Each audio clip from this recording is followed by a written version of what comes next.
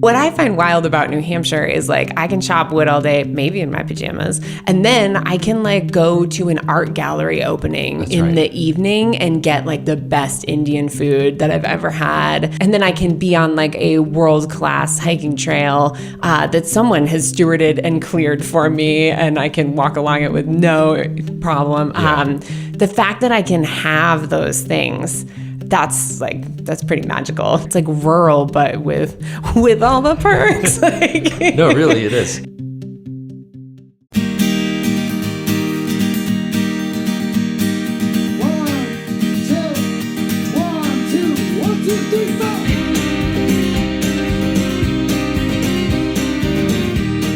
You're listening to Granted Goodness, the show where we interview New Hampshire people making the world a better place. My name is Andy DeMeo, and today's episode was recorded at the Hannah Grimes Center for Entrepreneurship in Keene, New Hampshire. My guest today is Caroline Tremblay. Caroline is the creator and content director of Owl and Pen LLC and themonadknocker.com, where she covers culture, events, and all manner of things that make the Monadnock region of New Hampshire so special. We talk about what is great and what is hard about living rurally, the stories that communities tell themselves, finding the balance between using your hands and using technology, Keene's annual Radically Rural Summit, Hallmark movies, and many other things. On this episode of Granted Goodness, I hope you enjoy it. Caroline Tremblay. hi. Welcome to Granted Goodness. Thanks so much. I'm excited to be here. There's so many things I want to talk to you about. I mean, you were going on a fascinating tangent before we started recording. Well, forget that. Okay. Caroline, can you tell me a little bit about your relationship with the Granite State? Yes. Like, are you from here? Have you ever left? Like, what's going on? Yeah. Do you like it here? It's been a winding history. My folks are actually from rival towns near Boston. They grew up in Norwood and Dedham. Okay. And they moved up here to raise their kids. So I was born and raised in Range, New Hampshire, which is also in the Monadnock region. And like had a very outdoor, nature-based childhood, which was amazing. And also ended up in an independent school that was like super outdoor and arts-based and loved that.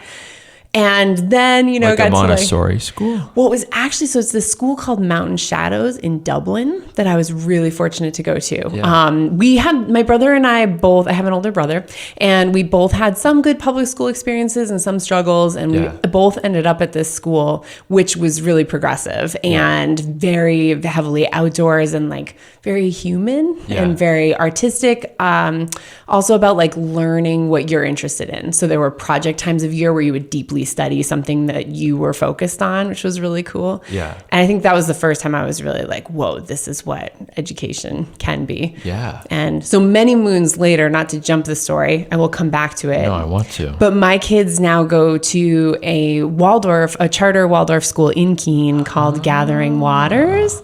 And my kindergartner is outside about 5 hours a day in Robin Hood Park in Keene. Good for them. It's amazing. And my kids knit and ferment foods and do all these amazing things that, were not in my wheelhouse when I was like 5 or 7. I don't even know how to do that. They're teaching me. We eat gingered carrots now. We make them every week. And so that was sort of the schooling part of it. But, at the same time, I was a teenager. I was maybe not as appreciative as I should have been of what was going on. Fair. And so the school actually helped me graduate early. They were incredible. And I took right off. Get you out of here. Yeah. I was like, peace out. And my brother was the same. He was in a band at the time, so he went off traveling.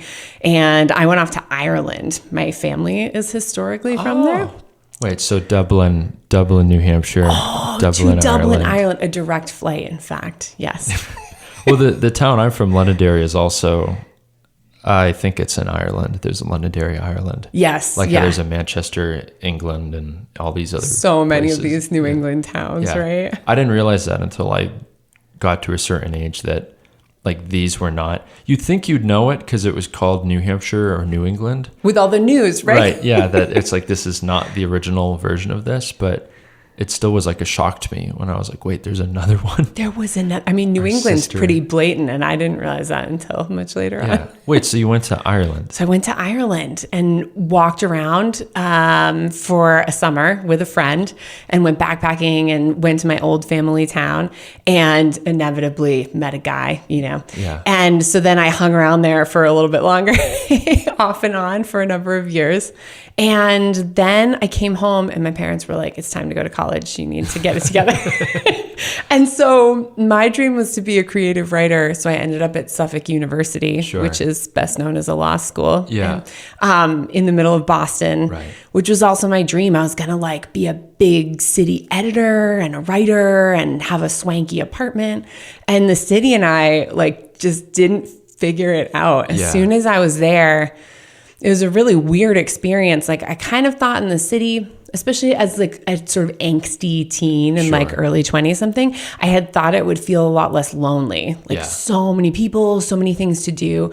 I was really surprised by the cost of things, right? All those things to do cost many dollars. And that was way back when. Yes. Quite a few years ago. And so I went to the MFA a lot. I did the parks and things like that. All the free student things. All the free things. I've been there. I ate a lot of ramen. Yeah.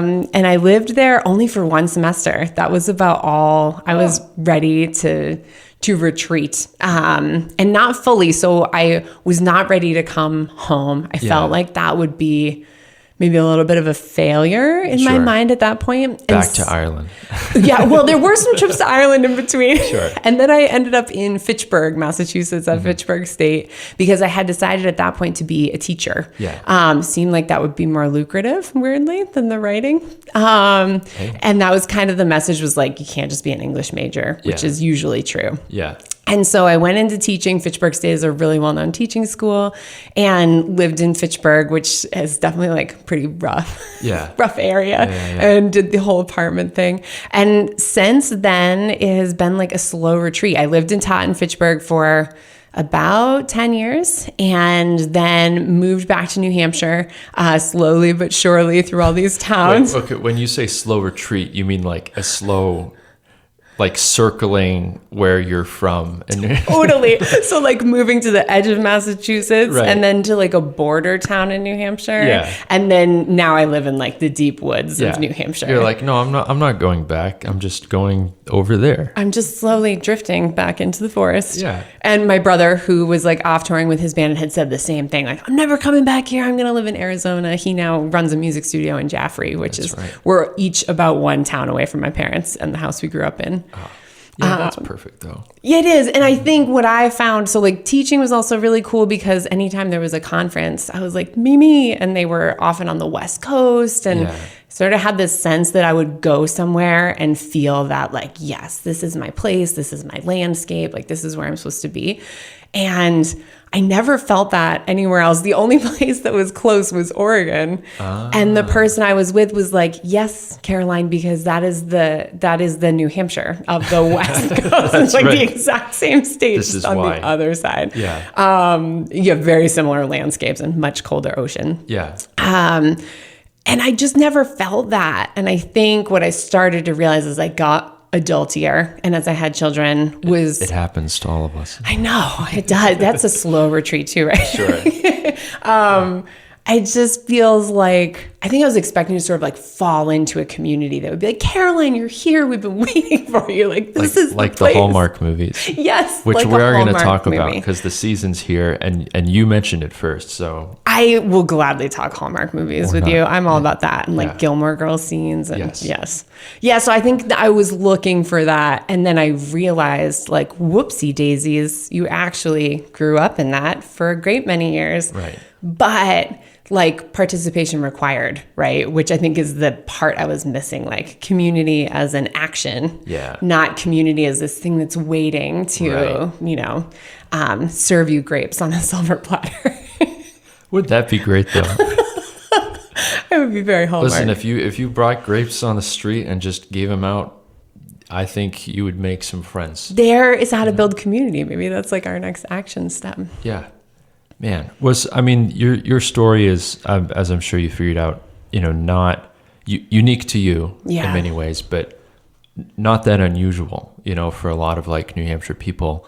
I was talking to Will Stewart, who used to run Stay Work Play, the organization. Yes, yeah. He's at Leadership New Hampshire now, but they study this phenomenon, because they're interested in like, why do people feel like they want to leave New Hampshire? What makes them leave? What makes them come back? Or what makes them stay? And they do all these surveys and statistics. And I never get surveyed for things, and I was bummed they never gave me this survey. I was like, because you're like right in there. Right, I'm ready to be asked. I'm doing a show just so I can share my opinion about it. But they have a term for people like you, boomerangs. They call them Yes, boomerangs, right? I've heard that. Yeah, total boomerang. They go and then they come back. But I think there's something nice about that, because how do you know if you never leave? Like, there's advantages. I agree. I think you would still take it for granted. I was actually doing this interview earlier this year. I was writing some stories for Radically Rural when we were getting ready for the summit here in Keene. And I interviewed this woman from Nebraska, and her name escapes me. She's just a powerhouse for her community and does a lot of community work, but also happens to be a high school teacher there. So she's like directly in contact with these people who are ready for their escape, right? Who have been planning it like I was. They're ready. And this was really fun for me to nerd out on because of like the work I love to do. But she talked about how much they realized it was a language problem and like a mindset problem in their community, because she said even the adults would joke about this, right? About like, can't wait to get out of here, and life in the country, and like, that's what happens in the boonies. Like all these things we just sort of casually joke about. They realized they were doing it. It was pervasive. And they realized that was really the mindset that like to return here means that you have failed. Yeah. It means you didn't get out. Wow. And so as a community, I think that she said it had been about a 10-year period. They really all like consciously shifted their language and shifted to this very like assets-based mindset of what is here, what do we appreciate, what are we lifting up. And then the messaging that they worked with the middle and high school was go out, learn all the things, and come back, bring it back here. Yeah. We want you to start businesses. We want you to live here. We'll help you. We'll have everything like set up and ready for you as soon as you get back. Yeah. And they've seen a huge. So their town is in like the hundreds. Yeah. And so I think this year's senior class had 8 kids. But out of that, 6 or 7 are planning to return. Yeah. And that's their game plan. They know they're leaving. They're all going to college, and that's encouraged. Like, go out, do the thing, and get new knowledge and like inspiration and bring it back here. Yeah. And I thought that was really cool. And she wasn't alone in that. The more I talked to people at this year's Radically Rural, a lot of people talked about that sort of like language problem, right? That we get stuck in these like what it means to live in a rural place or small town, and like how funny it is. And when you're on the other side of it and you realize how good you had it, like it's really not that funny. You're like, oh yeah, everybody was actually trying really hard to make it a good place. Yeah. I've never heard that, but it makes so much sense. I mean, as someone who, like, I'm kind of from a suburban area, Londonderry, right? And I now very deliberately by choice, like, live in a pretty rural area. And I'm fortunate in that, well, I mean, this will kind of say it all, I think. We joke about the young people who, stay in Tamworth or kind of move to Tamworth. We call it the Tamworth-essence. Right? Oh, okay. Because there is like, it's an older town, like most rural towns in New England and New Hampshire. So, the fact that there are young people there who are like wanting and trying and working to build lives and do new things. Not that older folks can't, there's just, it's different. It's a thing to be celebrated and encouraged, and even like, I really, really like that you shared that. I mean, the effect, like that's a very good Granite Goodness story, Caroline. No. Well, just something. It seems so simple, right? Yeah, the language and I was shapes your reality. Like, yeah, it really does. And just that simple shift. They've done a lot of other things there too that are super creative and solutions based.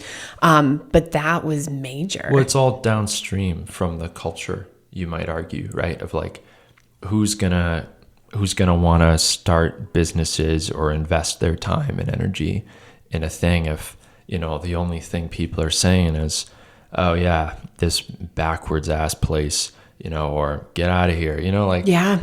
I really do kind of feel it is I mean, that's, again, I'm not trying to proselytize, but like that very much is the ethos of this show, right? Of you know, New Hampshire, I mean, we know the secret, which is that it's awesome, right? But, you know, people have this, you know, opinion of it, right? And in many respects, it's a state that like kind of punches above its weight, but, you know, you'll hear people say things that are like pretty derogatory, even to like people call it the South of the North, and they don't mean that in a nice way, right? Which I don't think is a nice thing to say about the South, and I know what they mean by that, but like it's phrases like that, you know, that people are like, oh yeah, that's New Hampshire for you, and it's like, I don't know, I know a lot of really incredible people, you know, doing really cool stuff here, you know, so I love that story. I love that story. Okay. And could you? I know what it is, but please explain to the viewers. And I want to selfishly tell the story of how we met and got connected because I think it's really cool. Yeah. But tell us about. I mean, there's so many things. So we got Radically Rural. We got the Monadnocker. Yes. Like, take us there. Where do you want to begin? Okay. Well, like a little bit of backstory is that I was really lucky to be in the classroom for a number of years. I taught high schoolers because like I love really kind of angsty teens. That's my thing.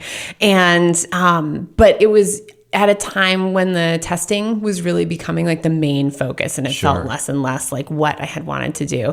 And I was also thinking about having my own kids. And so I decided to leave the classroom and go back to being just an English major. And I truly lived the dream in Southern New Hampshire because I got to be a writer, which like not many people can say that they do that full time. And that's been my job for the last 10 years. It's very impressive. And I thank you.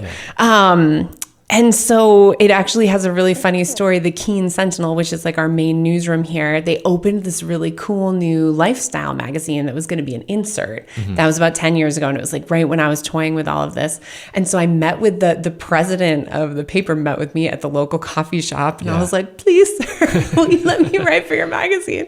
And he gave me a job. And it turned into writing for a bunch of the local magazines like Monadnock Table and the Business Journal and Parent Express. And it was really cool. And I started talking with all these people doing amazing things. I think it's part of what helped me realize, you know, like there's so much going on here, and all the complaining about how there's not anything going on here is not helping. And so I would often get to tell these stories in like a one-off article. You know, we'd highlight a farmer, or we'd highlight, and I would want to stay connected with them. And they would often say like, I really love the way that story came out. Can we talk more? Could you write something like that for our website? What do you think?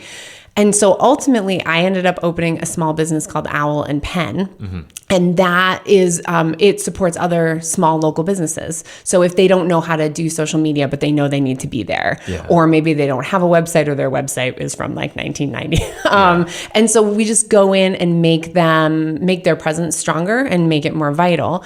And there was that kind of storytelling going on. And around the time of the pandemic, there was a lot of that, like, there's nothing to do anymore, right? We're going to be at home forever.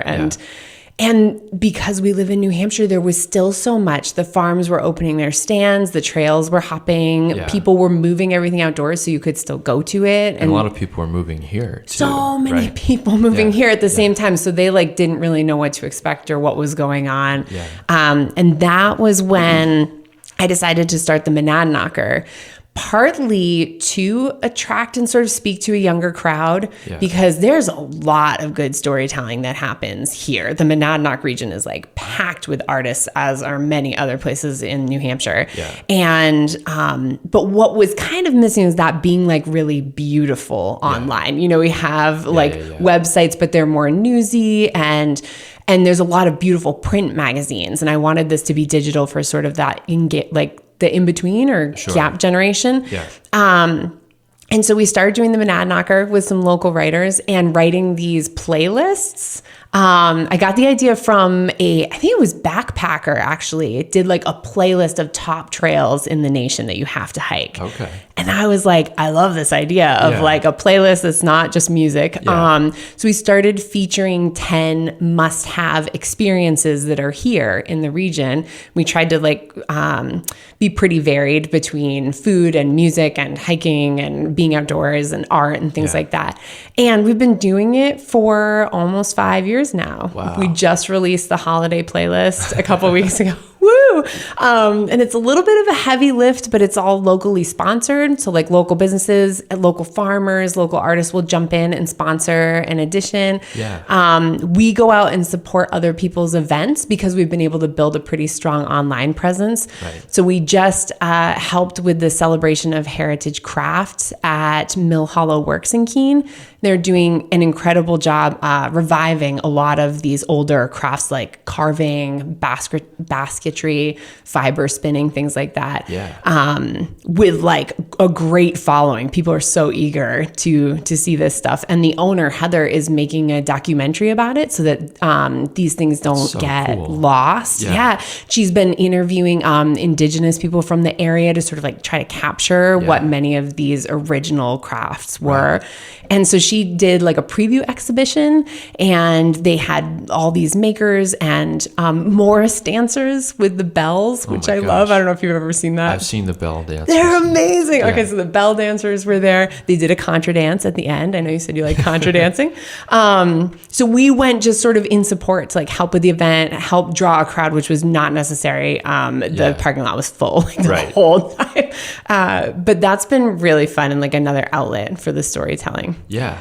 And then thirdly, I guess, one of the journalism pieces that I still do. So I still do a lot of magazine writing. I get to talk about like old historic properties and what's happening at local restaurants and farms and things like that. And one of the ones that I get to do is the Radically Rural Summit. Mm-hmm. So coming up to the summit, we sort of pull the threads or the themes that are going to be part of this. And the whole event focuses on where rural solutions are happening. So kind of like go out across the country and pull in speakers from places where they are getting it right. Yeah. Like, okay, what are the tough things?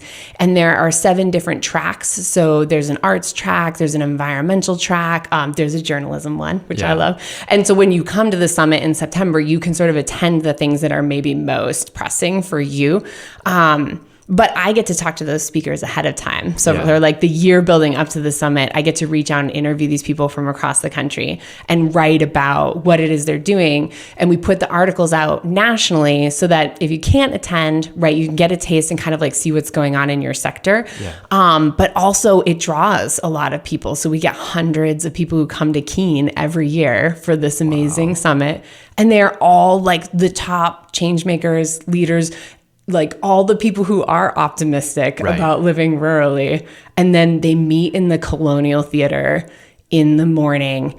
And there's always music. This year we had this like incredible blues performance. So it's like 8:00 in the morning and you're in your own city surrounded by people from all over the country who are just as jazzed and just getting ready for this day. And it was so cool. It's 2 full days of it. And I just leave there being like, yes, like, I'm ready. And it's like right before the winter too. So it's this big infusion, you know, it's about to get dark and we're all about to get like grumpy and pale. And, but it's just this big dose of like, you've got this, carry it through until next year when the light comes back. I've known a couple other people who've gone and they all say the same thing. Really? Yeah, they all, a friend of mine, Jules Good, and another friend of mine, Sue Kaplan, and they've both been on the show. Both have been like, this is the greatest event. And they keep begging me to go, and I'm going to go next year, I promise. Yes, you should definitely be there. It's so cool. And it takes, the cool thing about it too is it's like, it's modeling what needs to happen. It takes many hands to make it happen. It involves specialists from all different sectors. It's done in a rural place.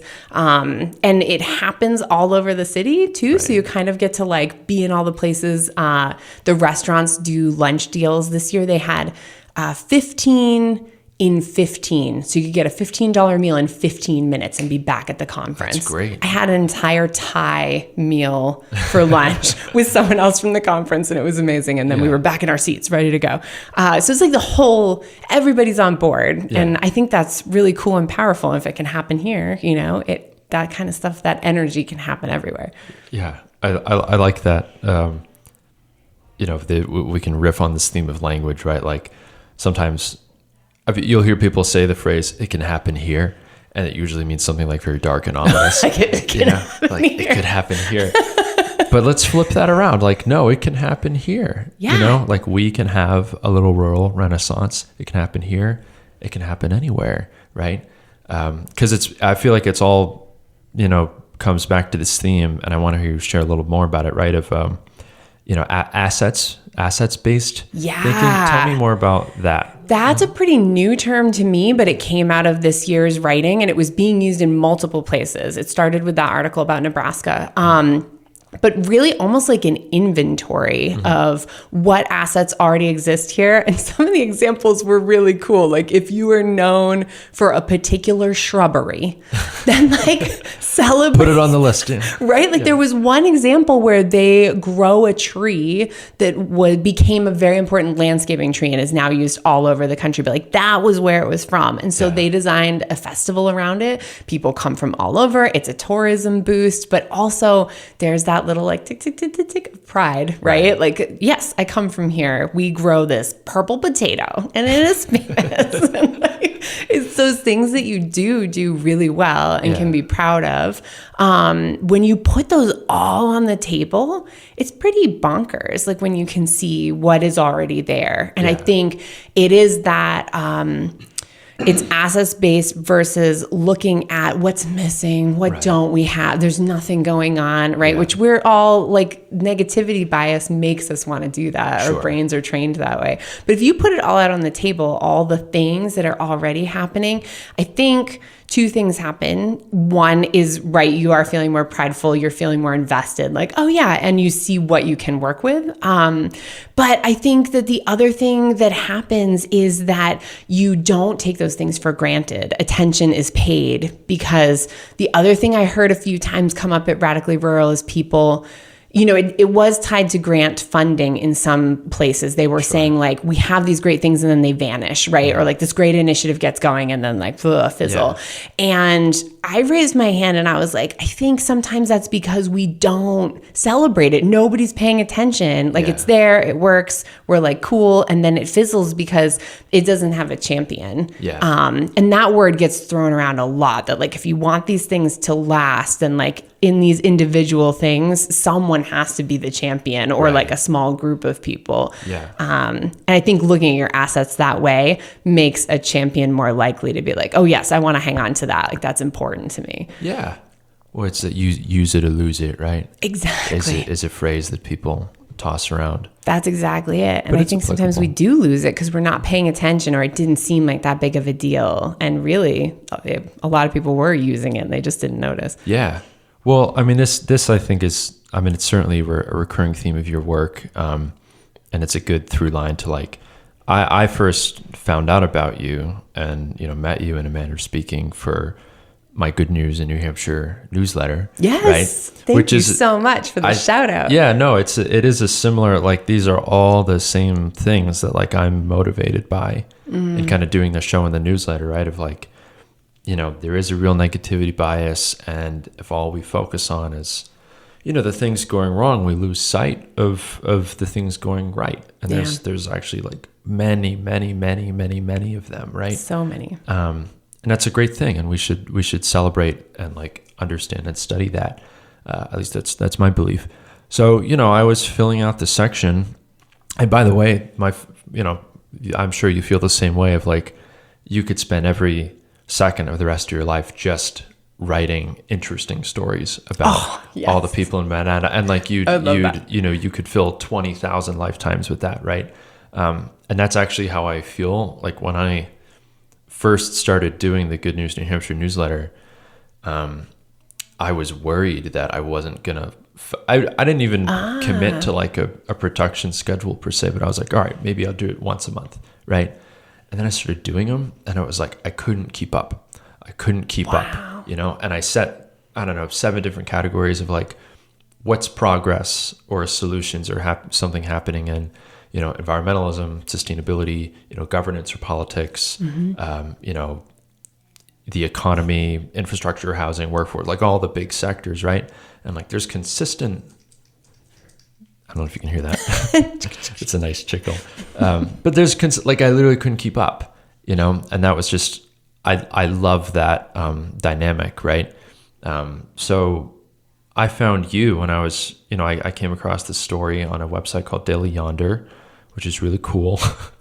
And it was about, I know I'm going to butcher it, but I put it in there, right? Of like these people who they began some like project where they needed to like, I don't know, they were trying to conserve a piece of river, I think, on their land. This was such a good one. And then they ended up like, in having to complete it, they had to get to know a bunch of people around them. And then it just like, they got connected to all these other organizations that were also connected to like the river. And it was just like, became this giant, beautiful, lattice of like community and organizations that all got involved together. And that began with this like small impetus, but, I don't know. And the way you wrote the story was just like, it's this little project snowballed into like a really, really cool, larger scale community thing.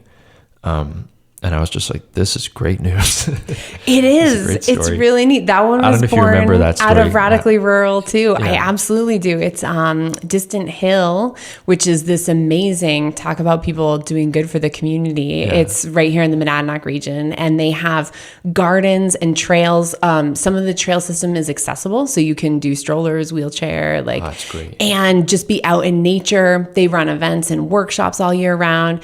And they've just been stewarding this incredible piece of land that everybody gets to use because of them. It's amazing. And one of the things that they noticed was that this river, this stream, it used to be populated heavily by brook trout, which was no longer the way, due to erosion and these sort of like more intensive weather events that we've been having, which affect a lot of our farms and things like that here. And so much with the significant rain and the flooding, and what they had seen was that it would like wash everything down the river and then create these jams, and there was not any place for the habitat to exist. Yeah. And so this is what they discovered. Because he had been a steward for so long, the owner, Michael, had kind of had an idea of which organizations might be able to help him. He reached out to Trout Unlimited and a couple other of the state organizations that do funding or support for this kind of work. And they said, like, we would love to do that, but it will be completely ineffective if we do it for your, half mile or mile or whatever. It needs to be for this chunk of the stream. And so then it unfolded into this wild story. Like one of the abutting properties had been gifted to the Boy Scouts of America, or I guess it's just Scouts now. Yeah. So he had to go through like this 2-year path of communication to figure out like what can we do on this land? What is okay? Somebody else was a remote owner. The land had been passed down. Nobody lived there. They couldn't get a contact. I think he said he found them on Facebook ultimately, and like reached out. Yeah.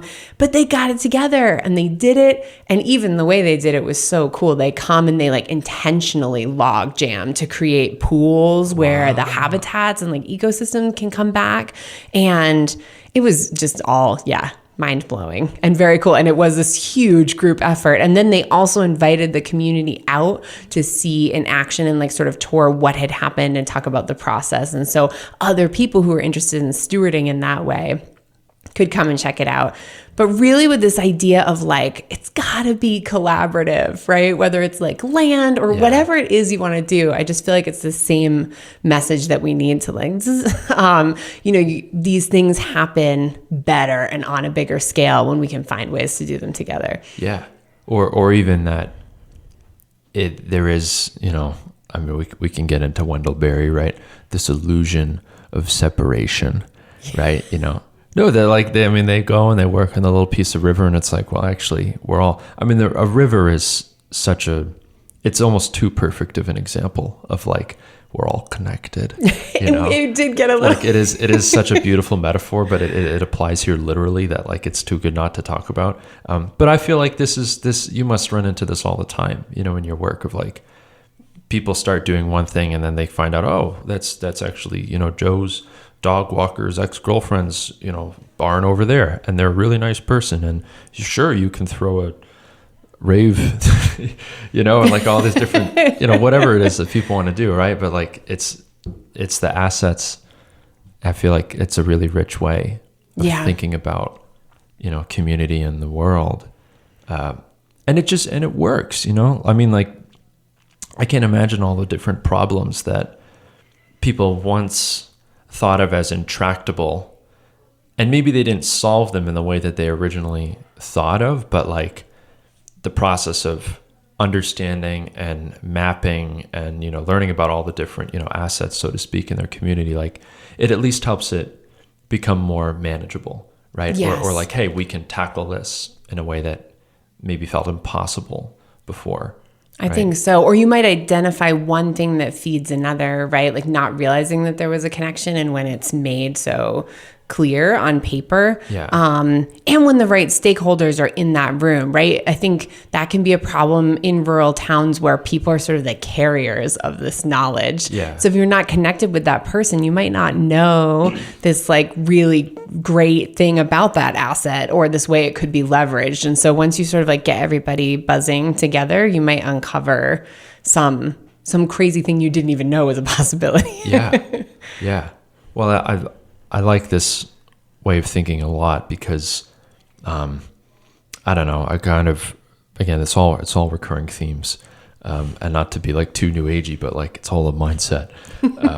But no, I mean, this idea, like a common thread I've found of a lot of the people who come on Granite Goodness, right, is that, they all see possibility, right, instead of, barriers, right? They're always looking for reasons they can do something and a reason to go do something and to ask somebody, to talk to somebody, right? Like that's just how they're oriented.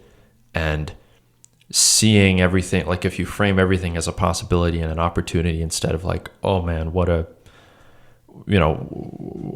big wall in the way of getting to where we want to be, like, you might be surprised at what that can do, at least in your own little town, And it's way less stressful. Yeah. I feel like to live in that and like, we'll get there. Yeah. We'll do it together. Things are, what did Mr. Rogers, like everything is figure outable, right? Yeah. I think that if you have that mindset, it's like a much more peaceful existence too, rather than constantly feeling stuck, I think. Yeah. All right. I want to talk about Hallmark movies now. Yes. It's my jam. But like actually, no, I don't know.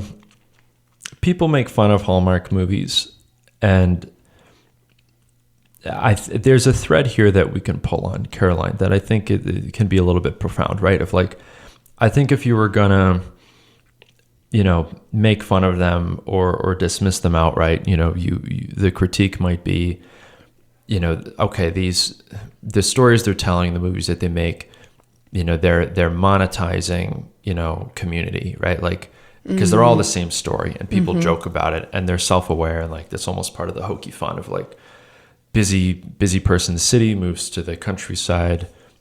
They like the slower pace of life or the different pace. They like the authenticity, all the things that, we think of as being the opposite of the city. And then they, find out it's a richer way to be and yada, yada, yada, right? Like that's kind of the prototypical Hallmark story. And there's definitely elements of that I think are true. I mean, like, you're someone who lived in the city, and, even my own, like my wife went to college in Boston as well. I know a lot of people who have gone through this, like lived the real version of like, I tried urban life. It didn't appeal to me for whatever reason. I'm going to go to the country and seek something different. Yeah. So, however flawed, and hokey the movies are, I think that like they do get at something true enough. Or at least, I don't know. No one has a bad time watching them. At least I don't. I'm obsessed with them because I'm obsessed with like the formulaic repeat. Like they just pump them out every year. It's like a boy band, right? You can like recreate it and stamp it over and over. Yeah. But I see both sides of this. I feel like the pandemic was such a great example. I live in a nature reserve. And so it is this community with only a certain number of properties. Right. And then most of them are like, a lot of them are second homeowners. Yeah. And many of them sold during the pandemic because people wanted to get up here, and it's way out in the country. And there's a lot of parks. There's hiking trails and a pond. And so some of those people stayed and are really stoked and are like putting in the time. And some of them are even moving in full time now that we have broadband. It's like a miracle. Yeah. And then others were gone, right after the pandemic. And I wrote articles about things like Vermont had a crisis where a lot of the people who moved from the city didn't know what a septic system was. So they didn't know that they had one or to pump it or like to do anything. Wow. So there were properties that like people would buy these historic properties sight unseen, like not really knowing what it takes to steward one. So there's certainly that side of it, right? I think it's a lot like the reason I moved to the city. I had seen like Jennifer Garner movies and I was like, I can work for Vanity too and I'm gonna be amazing. So there's that expectation piece. But I do also think if you are looking for it, I stood in this field this summer. So my kids and I, we use a CSA farm in Fitzwilliam called Dog Days Farm, which has like the coolest story anyways. This amazing woman started the farm when she was very young and created this incredible community CSA program. Yeah. And then she went on to have kids and was ready to like do her next chapter. And the farm changed hands a couple times and got a new manager. And he was pretty new when she decided she wanted to sell it. Yeah. And he was like, I kind of just got here. I don't really know. Fitzwilliam's a very small town. Yeah. And so the folks who live next door bought it. They own a farm too. They were like, we'll just incorporate the land. Yeah. So Jack, the farm manager, stayed and he now has a fiance and he's done incredible things at the farm and worked with the state and with all these programs to do innovative farming methods. And the folks next door sold it to him. They were like, we kind of knew and we were just hanging on to it for you. Yeah. So he bought this farm and they moved the CSA instead of like a basket model to being an a la carte, like pick your own. So my kids literally like stroll up into this place after summer camp and like get their basket and they're weighing things and like picking out their own vegetables and planning their meals. They're 5 and 7 years old and they're like shopping for their vegetables. They're getting cookies from the local, wood-fired bakery and eggs and all the things. And then this year they instituted cut your own flowers out in the field just as like a kindness. And it was an add-on to the CSA. And so you'd get a pair of scissors and just go out in like the sunset and cut your flowers. And I did stand out there and just sort of marvel, like as my children frolicked in the field, like, and I'm holding a basket that's just filled with food that someone just grew for me. And I was like, okay, we kind of are living in a Hallmark movie. This is pretty good. Like this is right down the road from me. Yeah. And so those moments, I'm like, I mean, it's all right there. Maybe underneath all that is like this, what does it mean to have a romantic life, like, or to romanticize, like whatever version of your life you're living. And I think people should do that, by the way. Like if you're not romanticizing everything, what are you doing? Like that's the whole point. I think you do have to try your best. I've been kind of like chuckling at myself because I heat solely with wood. And so I've been feeling like really cool and buff and amazing. I'm like bringing all this wood in. We got a warm fire. Yesterday I was like sweating because it's 50 out. And but I was sort of having a chuckle at like, what will February Caroline look like? I'll be like throwing logs and kicking things and like, will I still be able to romanticize how cool this is by the time we're a few months into winter? Yeah. But I think those little things, that's part of rural life too. And I am super fortunate to be able to like keep my home that way. And my neighbor brings the wood and delivers it and my kids and I stack it. And like, so there is, if you're looking at it the right way, it's a chore. But it's also part of our lifestyle and sitting in front of the fire together when it's, there's 2 feet of snow outside. That's pretty cool. Yeah. Well, it's both, right? Like people, like you're a really great example of I don't know, it's not correct to say this thing, but like a balance of values that I like a lot and that I kind of wish more people had, right? I've done a lot of reading about like these notions of progress and technology and solving problems, right? And people are often like bifurcated in their views of it, right? Like even the phrase "the good old days," right? Like there's a million like websites out there that are like, hey, we compile different innovative ways that technology is making the world a better place, and that's great. And one of them even has this newsletter called The Good Old Days. And it's a, play on words, because what the newsletter is really about is like, hey, actually, a lot of things were not so good. Yeah. In like 1800, like it was really hard. Gosh. You might find it fun and, romantic even to like think, man, if I could do all my laundry by hand. But if you actually really had to do it and spend, 20 hours a week, 30 hours a week, or whatever, doing it, like it might not feel so fun, right? But there's a balance, right? Like there's a real balance to kind of these things. And I think people, who do focus a lot on like, ooh, tech, whoop, whoop, whoop, like efficiency everywhere all the time. Like, I think that they miss some of this. I think that they miss that, there are like, it's okay to do a lot of things by hand, like it's okay to not, there are advantages, or rather that there's more to life than like the perfect ideal allocation of your time and your money in all ways, right? It's like, you're not a robot, like it feels really fun to chop wood.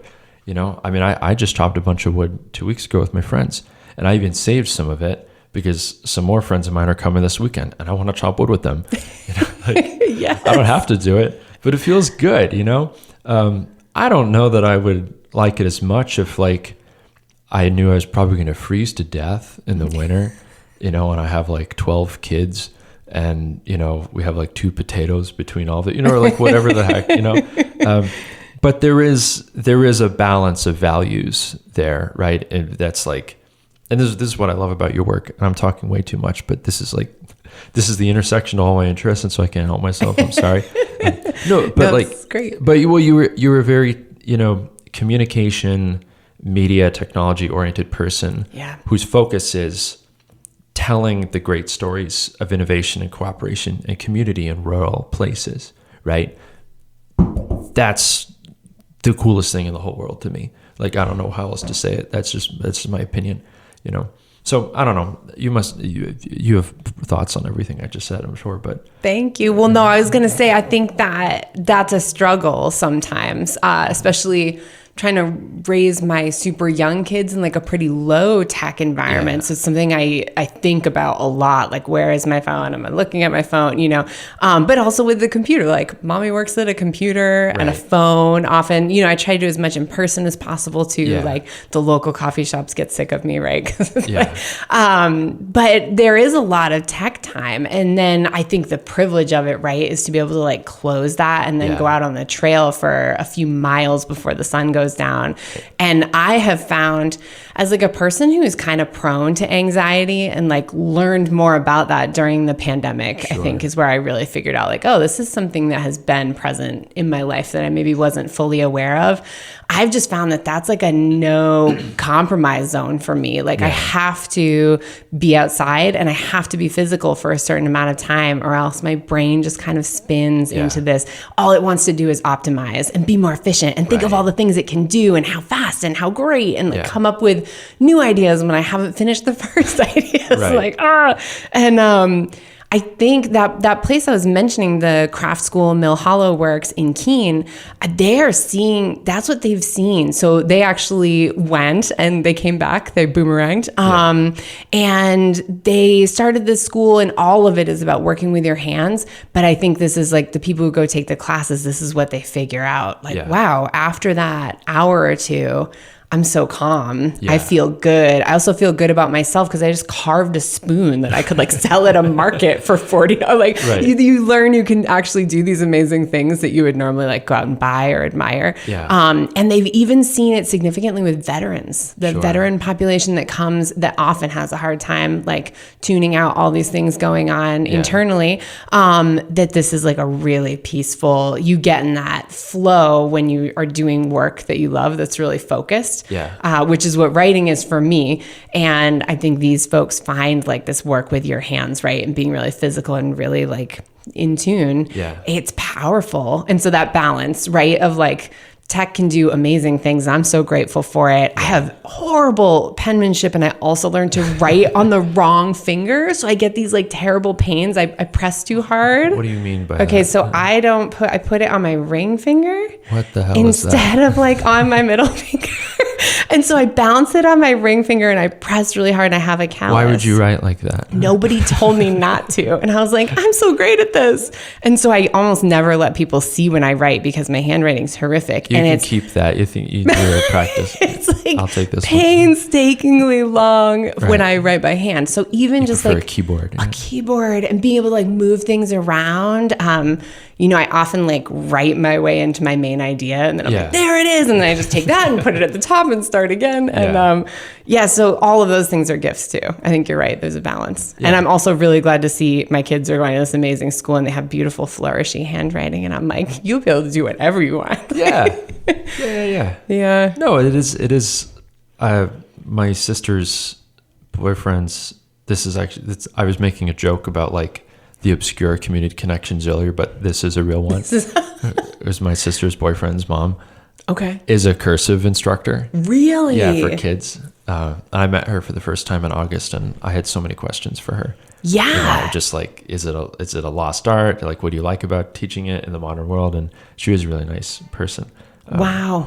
Because I don't think they teach it like in public or most schools anymore. I don't know if they Not still do many. I think a lot of independent schools and some public. But the thing, when I was teaching humanities at the high school level, the argument that the teachers always made was, how will you read primary documents? Right. Like everything was written in cursive. So if you can't access any of those documents, which is very real, I'm sure many of them will have been transcribed.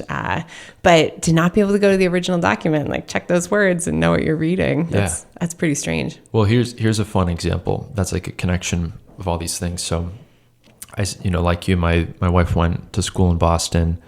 We used to do all the free student stuff too. Like we go to the public library all the time, and all that. And your love for Ireland and your time in Dublin. I'm a really big fan of the writer Oscar Wilde. Yes, huge fan. This is actually a tattoo that's about him. I have 2 more on my legs that I'm not going to show right now. It's about to get weird, Hannah Grimes. It's about to get weird. They're like, what are you doing in there? But, they have some of his letters, like handwritten letters of his at the Boston Public Library. And, my wife went and like saw them once just out of curiosity. And she sent me pictures of him and like, I couldn't read it. Because, well, he was alive in a time when, like cursive was functional, right? Yeah. Because it was a more convenient way to write. And it just looked like chicken scratch. And she sent me the pictures like, look, your favorite writer. Like, here's what he actually wrote. Here's his handwriting. And I was like, what the hell is that? You couldn't get anything. I couldn't read it, And I learned I learned like basic whatever cursive, out of like a book or whatever. But so there's something true to what you just said. Like, I actually had a really hard, I could read it, but it took me like 5 times as long. Well, and I think of those like, because often people will post those like motivational quotes, right? Yeah. And they're so often misattributed. It's like, yes, Gandhi said this, and it was like Bob from next door, or it was someone like many moons later. And I feel like that's what could happen, right? Like, yes, your primary document, that letter might be transcribed, but like, how well did the transcriber do? And did they, a change in word is so powerful. It's like being a translator. Like, I always have such admiration for people who like translate poetry, trying to get like the essence of words from another language to carry over. Like, it terrifies me and like mesmerizes me. But I feel like that's the same thing, a single change of a word, or like you could change the whole meaning or feel, and to not be able to go back and have access to what was that seems a little scary to me. Yeah. All right. This is that moment that I was telling you about. Yes. If there's anything, I mean, I could talk to you forever. Like, I feel like we barely even scratched the surface. But we have been talking for 56 minutes. Oh my gosh. Good for us. I know it goes by so fast. It does. If there's anything like that you really wanted to talk about that you felt like we didn't get to cover. I'd love to go back to that conversation we were having before you hit record, because it's something I've learned that I think... What were we talking about? We were talking about like having a little bit of patience, especially when you live rurally, about the slow optimism, I guess, because things are happening, but maybe not as like visibly or with the speed at which we are accustomed, especially with tech now. We were talking about housing in particular, because I've been loving that, like in every single newsletter, it's like, boom, look at this one, boom. And you were talking about they're renovating this, they're putting up this. And you can see it around here happening. Like the housing market is the same here in Southern New Hampshire. It's very tight. And I was going back to a couple things that were similar. And one was during the pandemic, it was the demand for meat, for locally raised meat, and how the farmers were like so excited to serve everyone when they couldn't get what they needed from the grocery store. But that like that meat literally didn't exist because the demand hadn't been there. Nobody knew. And so you can't just like poof, raise a cow. I think houses are the same, right? You can't like poof, make housing. We didn't know that this was the trajectory. And the other one that comes to mind is Christmas trees, because the same thing, well, partially because of Hallmark movies, coming back to it. Everyone wants to cut your own tree. And now the cut your own season here, at least, it lasts for about 2 weekends. And then often it's completely sold out because so many people go to cut your own trees. It actually opens this weekend, the week before Thanksgiving, which is pretty bonkers. And they will likely be done by like December or the first weekend in December. I knew a man who came down from Canada, and he sells his trees behind the Dairy Queen in Portsmouth, or the traffic circle. It's not in Portsmouth, it's the one, Kittery. The Kittery traffic circle. There's a Dairy Queen there, and they are not open in the winter. If you go there during December, there's a Canadian guy, and he'll get you, and they're great Christmas trees. He'll get you like a gorgeous tree from Canada. But even like the opportunity is there, right? Like it attracts people, as you said. Totally. It is a tourism thing. And what the farmers have said is like, it takes time to grow trees. We didn't know that like the entire country was going to want to come here to cut trees. That didn't used to be a thing. And now that it is, they're planning accordingly, but it's going to take a decade or two to catch up with. So it's happening, but we just don't see it because we're not out there like planting all the baby trees and building houses. And so that slowness, having a little bit of patience, like there's more happening that you can see. And if you don't think it's happening, then like go find out. And if it is, like yes, and if it's not, then go plant trees. Go read the Good News in New Hampshire newsletter, or go on to the Monadnocker, or Daily Yonder, or go to Radically Rural, or just say hi to your neighbor. Totally. That's my opinion. You'll see. It's all happening. It could happen here. Yeah, it could happen. I do find myself saying, like, I whenever my brain gets overwhelmed with like too many positive thoughts and I don't know what to say, I just say, it's all happening. It's all happening. I just say, it's all happening. It's all happening. It is. And it's a good thing. It's a positive thing. But no, I mean, I totally agree. And like, that's, again, it's a recurring theme of, kind of what I try and focus on here, right? Is like, there are all these nodes, around the state. I mean, again, like I'm so blessed. Like I feel like I don't try. I just like meet these people and I'm just like, man, what you're doing is amazing. And I feel like I know hundreds of them, and I'm like, wait, that's everybody, And so I don't know. I'm sure it would be just as easy to like, if you are only going to orient towards everything that's wrong, I can see how that would feel really overwhelming, and I get that. And a lot of things are geared that way, but your work promotes possibility and optimism, in places where people don't normally find those things, right? But they could and they should. Yeah. And that's the beauty of rural life. Yes. That's my opinion. And you don't have to do it all yourself or be all the things. I think I've learned that lesson, right? You can be really gung-ho about like, I have to fix all the things, but it's everybody bringing their specialty to the table that gets it done. And I think when you go to a place like, or an event like Radically Rural, that's so reassuring because you can see like, oh yeah, other people have these specialties. They're ready to jump in and take care of that with me. I don't have to do the whole thing. It feels like a lighter lift. Yeah. Would you say that's a thing that makes you optimistic? What makes you optimistic about the future of your work? Yeah. You've given me many reasons, but I just want to ask. Optimistic. I mean, the stories feel the same to me. When you were talking about how you like meet, I go out to do one story and then I could write all day forever and not even look up and just like eat popcorn and drink tea. And chop wood with your other. Chop wood, exactly. Like Paul Bunyan or something. But I think, they're just endless and it's all there. The stories are telling what everybody's doing and everybody is... You'd be shocked how people are working so hard to do good things. Like I talk to them every day. I see them every day. And that's pretty powerful. Yeah. Love that. I mean, my controversial contention, Caroline, is that I actually believe that that's most people. But, the negative people, they tend to get more attention. Or they have a louder kind of loudspeaker, and it's not, like progress, which is a loaded term, but solving things, it's often not super sexy. It's boring, it takes time. But like, that's how it goes, and then you look back and it's like, oh, look at that.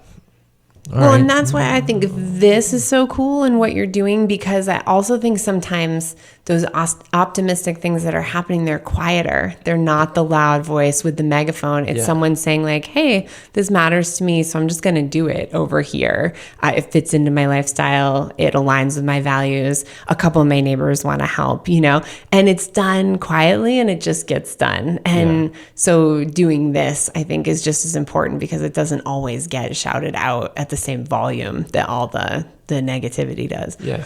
Well, thank you for saying that. I even think that there is, like, you could read into that even, right? Like we associate cities and, urbanity or whatever, like a higher concentration of people, a higher concentration of like wealth and resources, with, I don't know, a kind of vanity, or even the word cosmopolitan, right? Like, what does that mean, right? People, it's the magazine, it's, it's culture, it's everything that the country is ostensibly not. It's not, right? Yeah. And I think that, again, cities are great, but I think that there is something to that, right? Of like, people in the country, they don't really care if there's a camera on them or not, because you got to get your wood chopped. Or you're going to be cold. Yeah, you don't have time to post about it on Instagram every day or whatever, right? Like, you just got to get it done. And so there's an ethos to that, That's what's wild. Like, there are certainly rural places where, like, chopping wood, that might be your only thing to do. Throw some tunes on and, like, do that. But what I find wild about New Hampshire is, like, I can chop wood all day, maybe in my pajamas, and then I can, like, go to an art gallery opening the evening and get, like, the best Indian food that I've ever had. And, and then I can be on like a world-class hiking trail that someone has stewarded and cleared for me, and I can walk along it with no problem. Yeah. The fact that I can have those things, that's pretty magical. Yeah. You don't find that in a lot of places. And that's, I think, the thing about New Hampshire. It's like rural, but with all the perks. No, really, it is. I mean, I think it's the greatest place in the world, and we're biased, but yeah, that's true. Well, even there was that great story about, the report about like the economic impact of arts and culture. Yes. In Monadnock, right? Millions and millions of dollars. People come, they travel, and they ask them, and they're like, oh, actually, yeah, I came here for the art. For that, which is not what you would expect, No, and like a lot of the musical acts that come to, to Keene and to Portsmouth, and it's wild. But there are, in this region, I'm not going to use numbers because I don't know it specifically, but there are, as like the number of artists per capita rivals most of the United States, like major urban area. Yeah, there are so many artists concentrated. Oh, you're going to find that number for me. Yeah, it's from this, I remember it was shouted out by Arts Alive. Yeah. I don't know if you've come across them, but they're like this great arts organization here. Yeah. So it's not a coincidence that there's such a strong art scene here. People kind of gravitate toward it.